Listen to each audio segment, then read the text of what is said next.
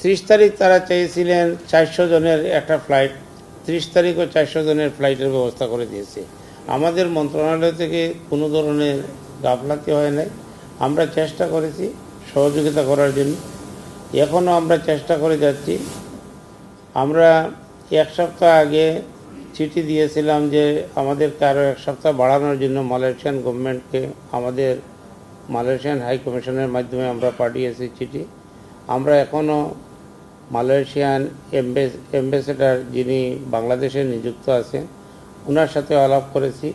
আমরা 5 তারিখ ওনার সাথে বসবো, উনি আসবেন আমাদের মন্ত্রণালয়ে, ওনার সাথে বসবো, আলাপ করব এবং যারা ক্ষতিগ্রস্ত হয়েছে তাদেরকে যারা যাওয়ার জন্য অতি আগ্রহে টাকা পয়সা খরচ করেছেন তাদেরকে অগ্রাধিকার ভিত্তিতে যাতে দেওয়া হয়, দিতে পারি, মালয়েশিয়া যাইতে পারে, সেই ব্যবস্থা গ্রহণ করার জন্য আমরা কাজ করে যাচ্ছি। 5,26,676 জনকে মন্ত্রণালয় অনুমোদন দিয়েছে।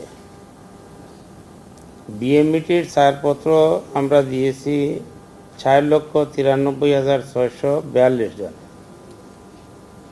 আর এই 31 তারিখ পর্যন্ত আমি যতটুকু, হয়তো কিছু সংখ্যা বেশ কম হতে পারে, 4,76,672 জন গিয়েছে মালয়েশিয়া।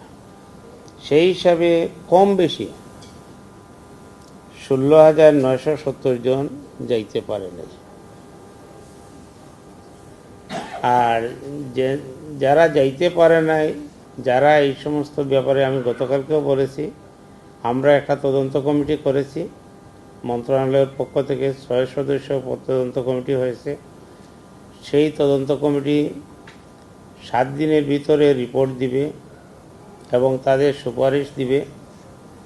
এবং আমি বিশ্বাস করি যারা